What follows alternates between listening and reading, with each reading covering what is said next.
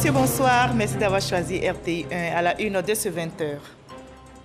Les résultats des législatives partielles sont connus. La commission électorale indépendante a procédé à la publication. 26 candidats étaient en liste pour 6 sièges à l'hémicycle. Le scrutin s'est tenu dans la circonscription de Wanino, Jacques-Ville-Gueyo, Grand Bérébi, Séguéla et Niakara. Le porte-parole de la CEI dévoile les résultats dans ce 20h. Coup de filet réussi des douanes ivoiriennes. Les agents de l'unité mobile d'intervention rapide ont saisi plus d'une tonne de cannabis et 30 tonnes de sucre. Les fins limiers ont déjoué les plans des contrevenants. Ils ont été arrêtés à Grand Bassam pour certains et d'autres sur l'axe Akupé à Bengoro. Le dossier de ce 20h nous mènera dans la Maraoué, précisément à Bonon, ville située entre Boisflé et Daloa. Cette localité cosmopolite érigée en chef-lieu de département a des défis à relever. Comment la ville peut-elle tirer profit de l'admirable coexistence de toutes ces communautés pour devenir prospère, attractive? Réponse tout à l'heure. Au moins 12 personnes ont péri et près de 140 ont été blessées aujourd'hui dans l'explosion d'une conduite de gaz dans un quartier résidentiel situé dans le centre de la Chine. Les opérations de secours se poursuivent. Le marché aux légumes de la ville et plusieurs bâtiments ont été détruits. Soyez les bienvenus sur RTI1. Les résultats des législatives partielles sont connus. La commission électorale indépendante a procédé à la publication. 26 candidats étaient en liste pour 6 sièges à l'hémicycle. Le scrutin s'est tenu, je rappelle, dans les circonscriptions de Wanino, Jacques-Ville, Gueyo, Grand Bérébi, Séguéla et Niakara. Nous écoutons à présent le porte-parole de la CEI, Émile Broti. Résultats des élections législatives partielles du 12 juin 2021. Circonscription numéro 025, Mankono commune et sous-préfecture. Population électorale 18 678. Votants 7 787. Taux de participation 41,69%. Bulletin nul 165, soit 2,12%. Bulletin blanc 105, soit 1,38%. Suffrage exprimé 7622 ont obtenu pour EPM Fofana Mohamed 2315, soit 30,37%. RHDP, Fofana Salimata, 5172, soit 67,86%. AGB, Sotigi Koulibaly, 30, soit 0,39%. Est élu Fofana Salimata du RHDP, avec 67,86%. Circonscription numéro 148, Dabouyo et Gueyo, commune et sous-préfecture. Population électorale 17 203. Votants 7 134. Taux de participation 41,47%. Bulletin nul 337, soit 4,72%. Bulletin blanc 92, soit 1,35%. Suffrage exprimé 6 797 ont obtenu PFG Kanga Amani Serge 19, soit 0,28%. GEM Balo Bafetegue 17, soit 0,25%. RHDP Dogui Marie Noël 2725, soit 40,09%. Indépendant Bobo Kwasi David 20, soit 0,29%. PDCI RDA, Blaise Saï Félix, 3924, soit 57,73%. Est élu Blaise Saï Félix du PDCI RDA avec 57,73%. Circonscription numéro 203, Séguéla commune. Population électorale 16 267. Votants 4 345. Taux de participation 26,71%. Bulletin nul 70, soit 1,61%. Bulletin blanc 40, soit 0,94%. Suffrage exprimé 4 275. Ont obtenu PDCI RDA, EDS, Ali Bakayoko 383, soit 8,96%. RHDP, Bakayoko Zoumana 3852, soit 90,11%. Est élu Bakayoko Zoumana du RHDP avec 90,11%. Circonscription électorale numéro 174, Dogbo et Grand Béribi, commune et sous-préfecture. Population électorale 23 602. Votants 9 346. Taux de participation 39,60%. Bulletin nul 446, soit 4,77%. Bulletin blanc 60, soit 0,67%.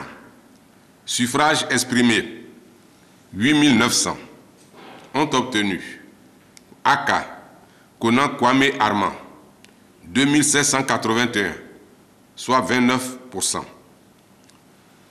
PS Saré Niepo Edmond 20, soit 0,22%. RHDP Gosso Franck Gérard 2477, soit 27,83%. Indépendant Niawe Guy Jérôme 27, soit 0,30%.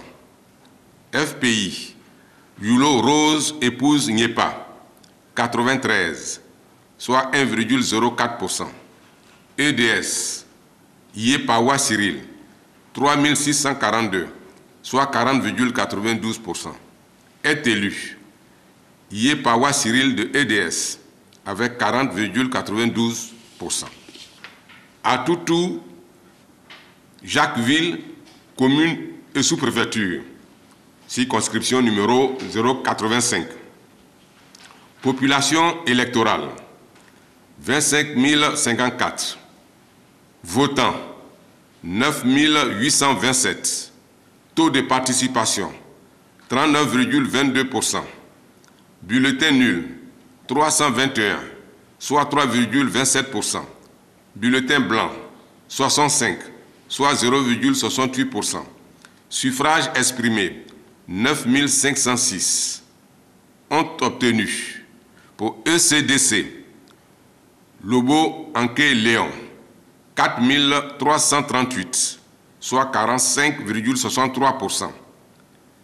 EPJ Caillot de Modestie Mangué Nicodème Wilfried 16, soit 0,17%.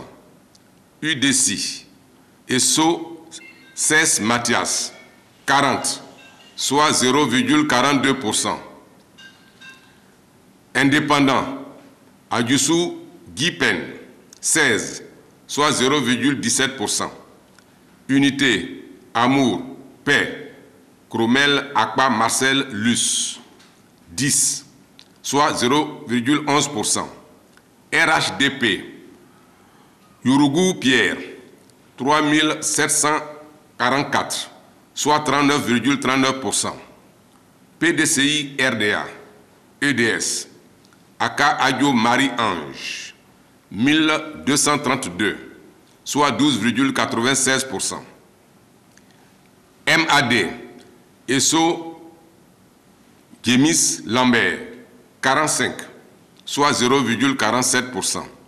Est élu Lobo Anké Léon de ECDC avec 45,63%. Circonscription numéro 11, Gbelo, Gwekan, Kona, Waninou, Sabudougou et Santa, communes et sous-préfectures. Population électorale, 19 857. Votants, 13 701. Taux de participation, 69%. Bulletin nul, 491, soit 3,58%. Bulletin blanc, 256, soit 1,94%. Suffrage exprimé, 13 210. Ont obtenu pour DDU, Diomandé Abdoul Amara, 5 869, soit 44,43%. Le RHDP, Mamadou Sanogo, 7 085, soit 53,63%.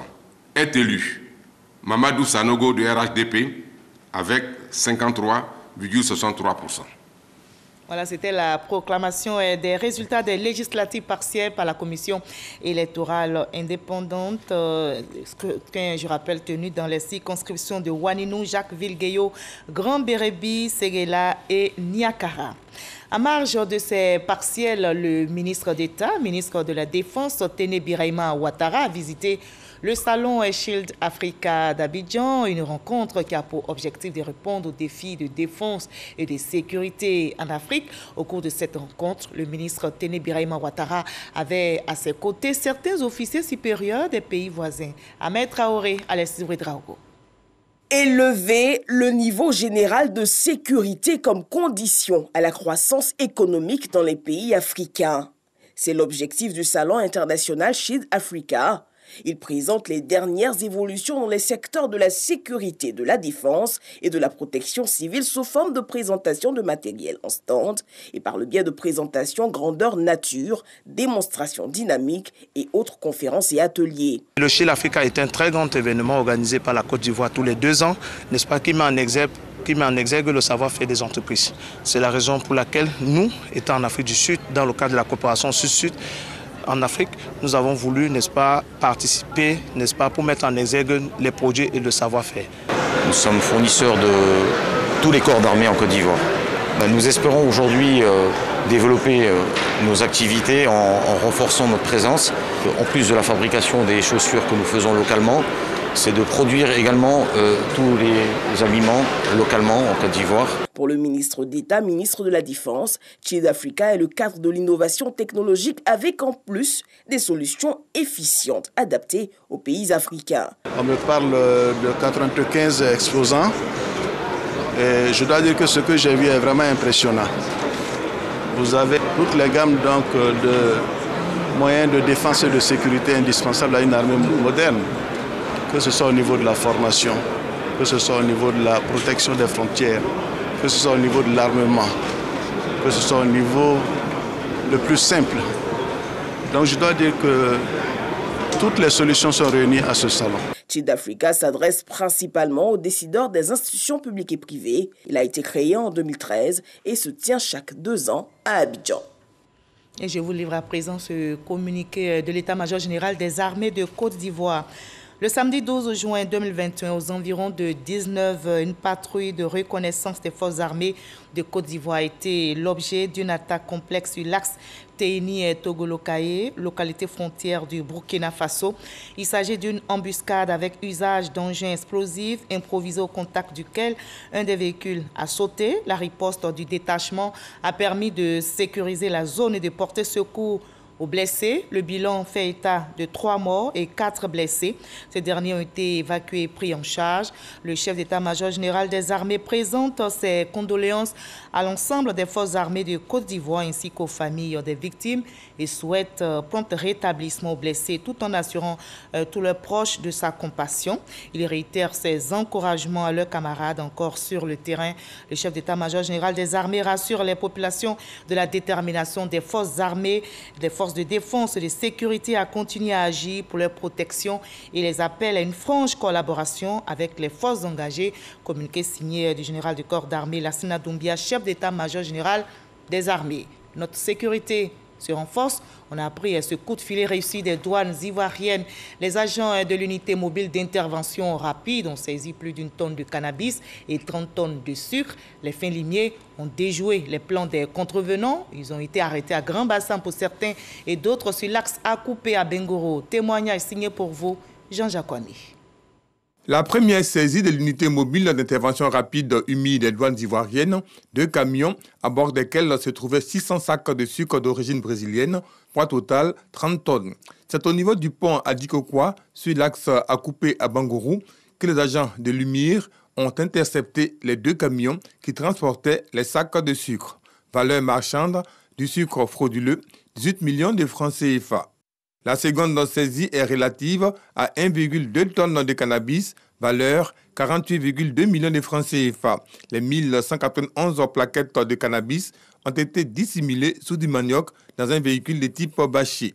Ce véhicule a été bloqué par les hommes du commandant Ouattara Hippolyte, commandant de l'UMUR, au niveau du Vitib sur l'autoroute Abidjan-Grand Bassam. Ce beau coup de filet des douanes d'une valeur d'environ 67 millions de francs CFA a été réalisé grâce à des informations anonymes. Nous invitons la population à coopérer avec l'administration des douanes chaque fois qu'elle est au courant d'une situation de fraude, qu'elle n'hésite pas du tout à nous saisir de sorte à ce que nous puissions être prompts et rapides comme les saisies de sucre et de cannabis que nous venons d'opérer. Les contrevenants devront répondre de leurs actes devant les juridictions compétentes. Et tout est bien qui finit bien. Le dialogue a porté ses fruits. L'organisation des gérants de stations-service de Côte d'Ivoire suspend son mot d'ordre de grève. Le président de l'organisation, Kolodio Fofana, a annoncé la suspension du mot d'ordre de grève à l'issue d'une rencontre avec le ministre des Mines, du Pétrole et de l'Énergie. Communiqué de l'organisation des gérants des stations-service de Côte d'Ivoire, OSGCI. Suite au mot d'ordre de grève lancé par l'OSGCI le lundi 31 mai 2021, le ministre des Mines, du Pétrole et de l'Énergie, M. Thomas Camara, a reçu en audience le bureau pour une séance de travail le vendredi 11 juin 2021. L'OSGCI a décidé de la suspension de son mot d'ordre de grève initialement prévu du lundi 14 au mercredi 16 juin 2021. L'OSGCI invite par conséquent tous les gérants des stations-service de Côte d'Ivoire à lever le mot d'ordre de grève et à maintenir les points de vente ouverts jusqu'à nouvel ordre. L'OSGCI tient déjà à remercier le ministre des Mines, du Pétrole et de l'Énergie, M. Thomas Camara, qui a décidé de prêter une oreille attentive à leur situation. L'OSGCI rappelle à tous ses membres également que les discussions sont toujours en cours avec la tutelle en vue de trouver une issue favorable et définitive à leurs préoccupations. Fait à Abidjan le samedi 12 juin 2021, Fofana Kolodio, président de l'organisation des gérants de Côte d'Ivoire. La bonne nouvelle est tombée hier. Mbengue a basculé vers la télévision numérique terrestre. C'est le préfet de région qui a procédé au lancement en compagnie du représentant du ministre de la Communication, des médias et de la francophonie et des responsables de la société ivoirienne de télédiffusion, IDT. L'objectif est d'offrir une meilleure qualité d'image et de son aux populations avec 6 chaînes gratuites, dont la RTI. Ami Sissoko pour le reportage. Mbengue Localité frontalière à 30 km du Mali et à 75 km de Korogo, désormais couverte par la télévision numérique terrestre TNT. Dans les locaux du centre émetteur, c'est le préfet du département de Mbengue, Augustin Guessandéolé, qui procède au lancement à la grande joie des populations qui auront un accès libre à 6 chaînes de télévision après acquisition du kit de réception. Avant l'installation de cette antenne, où c'était difficile d'avoir des images en Mbengue.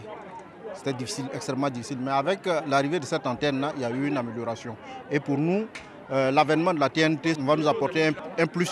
Ça a été une immense joie pour nous, population, d'avoir reçu les kits TNT à Bougou, vraiment qui nous ont permis de se déconnecter des différents canaux et maintenant se connecter maintenant sur les chaînes de la télévision ivoirienne. Nous sommes très contents. Le directeur de la Société ivoirienne de télédiffusion, IDT, Benoît Adamayeo, a exhorté les populations à s'équiper en se procurant l'antenne et le décodeur disponibles dans tout le département de Mbengue. La TNT, vous le savez, est une évolution technologique en matière de télédiffusion terrestre.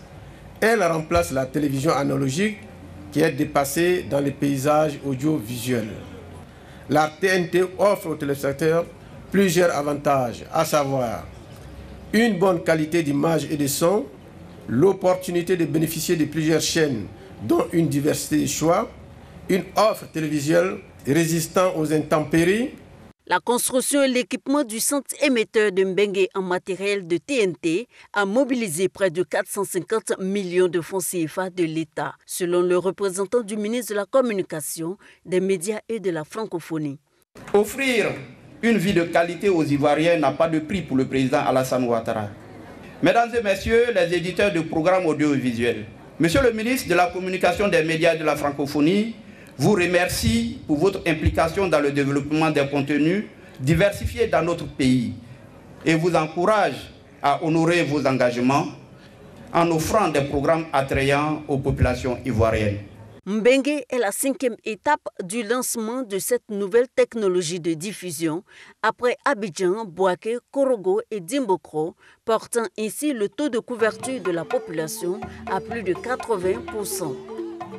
Voilà, la TNT est donc en marche dans notre pays.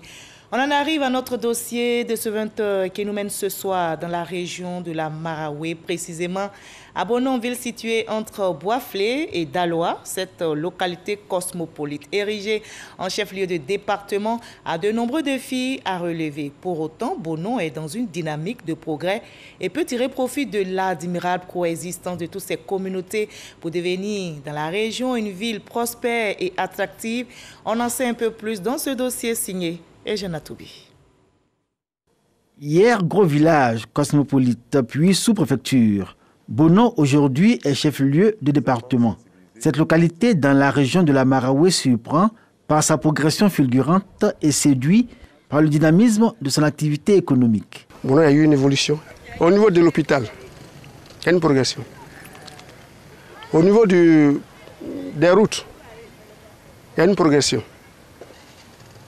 Et au niveau des écoles, il y a encore une progression. Aujourd'hui, avec l'acte que vient de signer le chef de l'État, cela va obliger certains ministères à ouvrir déjà des directions départementales ici au sein du département de Bonon. Ça, c'est déjà un pas. Rapprocher l'administration des administrés. Un véritable challenge. La nomination de Claude Yapi Ogou comme préfet du département de Bonon. Cet administrateur civil a déjà pris la mesure de sa mission. Aujourd'hui, au niveau de Bonon, la jeunesse a un problème d'emploi. Il y a beaucoup de jeunes aujourd'hui qui n'ont véritablement pas de boulot au niveau de Bonon. Donc c'est un peu un cri de cœur qu'on lance à l'endroit de M. le maire et puis de toutes les autorités compétentes de la ville de Bonon. Nous avons bénéficié de l'ouverture d'une usine d'enfouissement d'ordures et les employés seront les yeux de Bonon. Alors donc vraiment, à ce niveau-là, les jeunes vraiment auront déjà de l'emploi. Et encore, nous avons envie de la construction d'une unité de traitement de noix de cajou. Et les premiers employés, c'est la jeunesse de Bonon. Vraiment, on peut les rassurer pour dire que très bientôt, vraiment, il y aura une lueur d'espoir. C'est un paradoxe que les populations relèvent à l'envi pour épingler les jeunes. Ceux-ci ne sont pas acteurs de la forte production cacaoyère et de vivriers qui donne au département de Bono le statut de grenier de la région de la Maraoué. Les jeunes sont plutôt actifs dans le secteur de mototaxi, secteur organisé par la mairie. La question de l'accessibilité des populations à l'eau potable, un casse-tête pour les autorités du nouveau département. Le château d'eau de la ville montre ses limites et son incapacité à satisfaire les besoins en eau potable. Aujourd'hui, Bono est devenu une préfecture et la ville s'agrandit. Donc, problème d'eau, il faut que vraiment on pense à ça. Ça nous fatigue beaucoup. Pour réduire le rapport au puits des populations, la municipalité a construit de bonnes fontaines dans plusieurs quartiers, comme ici. Dans ce quartier, une des zones d'extension de la ville de Bono. Aujourd'hui, les habitants de ce quartier voient leur attente comblée. En réalité, la question du renforcement des ouvrages de desserte en eau potable est une affaire déjà réglée par le gouvernement. Sur instruction du président de la République Alassane Ouattara, ici, sur le même site que le premier château de Bono, un second sera construit. Un autre également à Gobazra, village voisin. Ils seront tous alimentés à partir du fleuve Maraoué pour desservir l'ensemble de la population de Bono et les 2 sous-préfectures qui composent le département. À l'hôpital général, les patients, visiteurs et personnels soignants se sont vite mis à l'abri du problème d'eau grâce à un forage dont s'est dotée la structure. Grâce à la clôture, nous évitons d'abord les accidents. Nos usagers sont en sécurité. L'équipe médicale également est en sécurité et nous n'avons plus les animaux qui déambulent dans la cour de l'hôpital. Certes, nous avons une maternité, mais nous n'avons pas de gynécologue. Bono, département. La mairie, par ses actions dans tous les domaines du développement, a tracé les signaux de son progrès. Et aujourd'hui, la préfecture, dont les locaux ne sont encore sortis de terre, est attendue pour en assurer la continuité par la présence de structures déconcentrées. C'est le défi majeur auquel le préfet engage toutes les populations, autochtones, allochtones et allogènes de cette localité bouillante que bien de personnes appellent la petite CEDAO, au regard de son cosmopolitisme, son harmonie intercommunautaire et son exemplaire vivre ensemble. Alors, le vivre ensemble est donc en marche dans cette ville cosmopolite de Bono. Les défis du nouveau département, c'était le dossier réalisé pour vous par Eugène Atoubé. Les prévisions météorologiques annoncent pour les prochains jours de très fortes pluies avec parfois des orages pouvant causer des inondations. À cet effet, M. Bouaké Fofana, ministre de l'Assainissement et de la Salubrité, invite les populations à éviter les zones à risque et à redoubler de vigilance. Ensemble, luttons contre les inondations. Centre d'appel ouvert 24/24. Il s'agit du 27 22 50 80 50. Communiqué signé de Bouaké Fofana, ministre de l'Assainissement et de la Salubrité. Et on reste mobilisé contre la pandémie de Covid-19 qui sévit dans le monde. La sensibilisation se poursuit dans notre pays.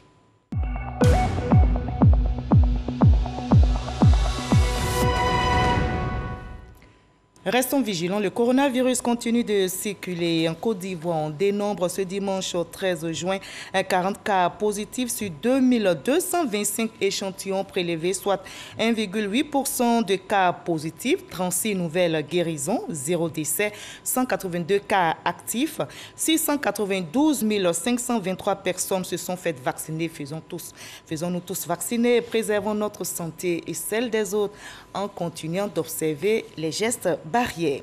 La lutte contre le coronavirus s'intensifie. Les États-Unis, le Canada, l'Allemagne, le Royaume-Uni, l'Italie, la France et le Japon, membres du G7, s'engagent à distribuer plus d'1 milliard de doses de vaccins contre le coronavirus d'ici fin 2022 dans le monde, dans l'espoir d'éradiquer la pandémie. Un plan pour réduire le délai pour développer de futurs vaccins et traitements va également être mis en place. Ici en Côte d'Ivoire, dans la région du Kabadougou, le ministre Gaoussou Touré s'est récemment rendu dans le village de Zébéné, situé dans le département de Séguélon. Il y était pour l'inauguration d'un centre de santé au profit du village, à la grande joie des populations, nous rapporte Mahama Traoré. C'est dans une liesse populaire que le ministre Gaoussou Touré a été accueilli par le village de Zébéné, dans le département de Séguélon, région du Kabadougou. Une effervescence à la dimension de l'acte que venait poser l'hôte des habitants de Zébéna, celui de l'inauguration du centre de santé de cette localité peuplée de près de 3000 âmes. Les travaux de construction de ce centre de santé ont coûté environ 80 millions de francs CFA. Nous, peuple des Ébénins, debout et dressés comme un seul homme, remercions solennellement le président de la République, son Excellence, M. Alassane Ouattara, dans sa politique de développement, ainsi que tous les acteurs qui ont participé à la réalisation de ces projets. Quelques semaines avant la mise en service du centre de santé, le village de Zébénin s'est vu raccordé au réseau électrique national. Ces travaux d'électrification sont estimés à 320 millions de francs CFA. Zébénin est plus que jamais engagé sur la voie du développement, selon le ministre Gaoussou Touré. Ce qui me réjouit le plus aussi, c'est le pont qui est construit et qui permet de relier la sous-préfecture de Séguilon avec la sous-préfecture de Bako. Et donc à travers deux importants villages qui sont Zébéné même et ensuite Kamasso au niveau de Bako. C'est une joie pour nous. Au nom du président Alassane Ouattara, Gaoussou Touré a exhorté les populations à la paix et au vivre ensemble.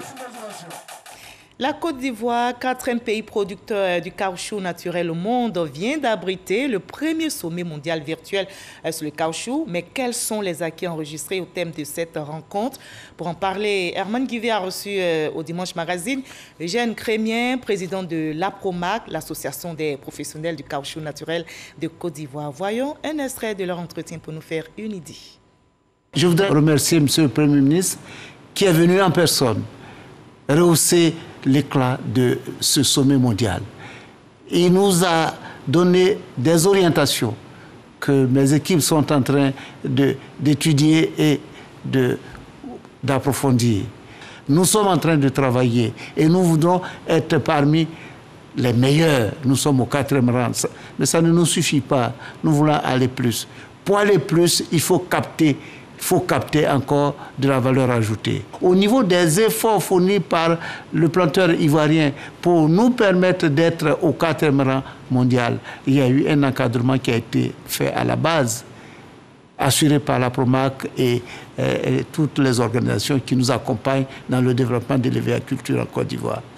Et le gouvernement, je suis persuadé, avec les assurances que le Premier ministre nous a données, le gouvernement va nous accompagner pour aller à la 2e transformation, aller à la 3e transformation, pour que le paysan ivoirien bénéficie des retombées réelles de sa production. Je voudrais vous dire que c'est une nouvelle feuille de route qui vient de m'être remise à l'issue de ce sommet. Après 2 mandats à la présidence de la Cour africaine des droits de l'homme et des peuples, l'Ivoirien Sylvain Auré a fait ses adieux à l'organisation et c'était à l'issue des travaux de la 61e session ordinaire de la Cour à Arusha, en Tanzanie. La communauté judiciaire a rendu hommage à notre pays, Jamagagi. Le juge ivoirien et président de la Cour africaine des droits de l'homme et des peuples, Sylvain Auré, a fait ses adieux à cette prestigieuse institution. L'annonce officielle a été faite lors de la 61e session ordinaire de la Cour à Arusha, en République unie de Tanzanie. Après 4 années et demie passées à la tête de l'institution, le juge Sylvain Auré laisse la main à une nouvelle équipe. Il est remplacé à son poste par la Tanzanienne Imani Aboud, secondée par le Congolais Blaise Chikaya. 2 nouveaux juges, un Malien et un Sud-Africain, font leur entrée dans l'équipe des 11 juges dirigeant la Cour après leur élection en février dernier. L'ensemble de la communauté judiciaire africaine a rendu un vibrant hommage à l'homme qui lui-même a dit sa gratitude vis-à-vis de son pays, la Côte d'Ivoire, qui lui a donné l'opportunité pendant 2 mandats successifs de diriger l'institution africaine. À travers le juge Sylvain Auré, la présidente tanzanienne Samia Hassan a salué l'État ivoirien pour sa contribution pour les avancées considérables et réelles enregistrées tout au long des mandats de son représentant. En quittant ses fonctions, il a appelé les États africains à une coopération judiciaire plus accrue avec l'institution. Il les a exhortés à surmonter les désaccords possibles et ne jamais nier la légitimité de l'outil communautaire dont l'utilité est avérée. La diplomatie judiciaire pour une Afrique plus respectueuse des droits humains reste sa vision. Et je vous propose le reste de l'actualité à l'étranger dans le 7 sur 7. Voyons ce qui a marqué l'actualité internationale cette semaine avec Laure Goretti et Herman Guivi.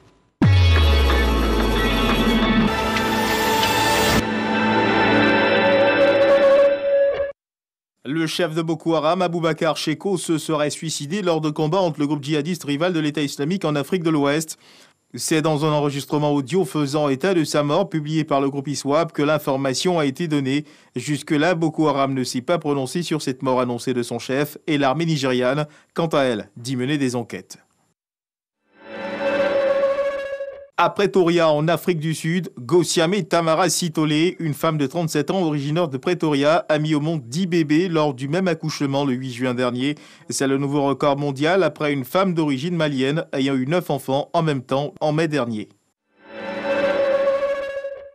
Nous avons envoyé un signal clair aux États-Unis quant à notre volonté de résoudre cette question de manière juste et équilibrée en suspendant le doublement automatique de nos comptes, mesure légitime. Il revient maintenant aux États-Unis de passer de la parole aux actes pour résoudre le conflit commercial avec l'Union européenne sur l'acier et l'aluminium qui empoisonnent les relations bilatérales. C'est ce qu'a déclaré mercredi le vice-président de la Commission européenne, Valdis Dombrovskis, devant le Parlement européen à Strasbourg.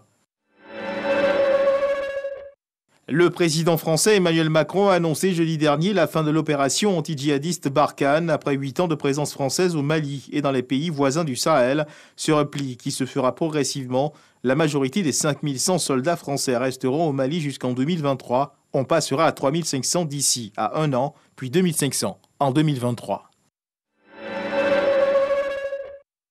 Joe Biden et Vladimir Poutine vont se rencontrer en tant que chefs d'État pour la première fois le mercredi prochain. Mais à quelques jours de cette rencontre très attendue entre les deux chefs d'État, Vladimir Poutine dit espérer que son homologue américain, Joe Biden, se montrerait moins impulsif que son prédécesseur, Donald Trump. Le 12 juin 2016, le Pulse d'Orlando, une discothèque en Floride, avait été la cible d'un attentat terroriste perpétré par un homme lourdement armé au nom du groupe État islamique. L'attentat avait fait 49 morts et plus de 50 blessés.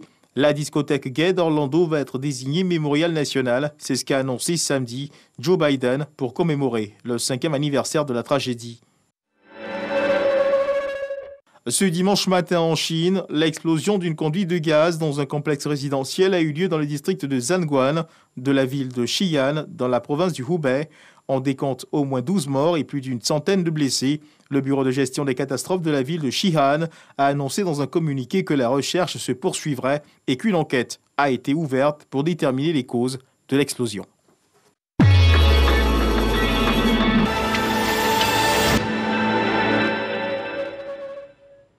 Voilà, ainsi va le monde. L'actualité revient à 23h avec Abdoulaye Koné. Demain 20h, retrouvez Fatou Fofana. Très belle reprise à toutes et à tous demain lundi. Vive la paix dans notre très beau pays, la Côte d'Ivoire. Prenez soin de vous. À très bientôt.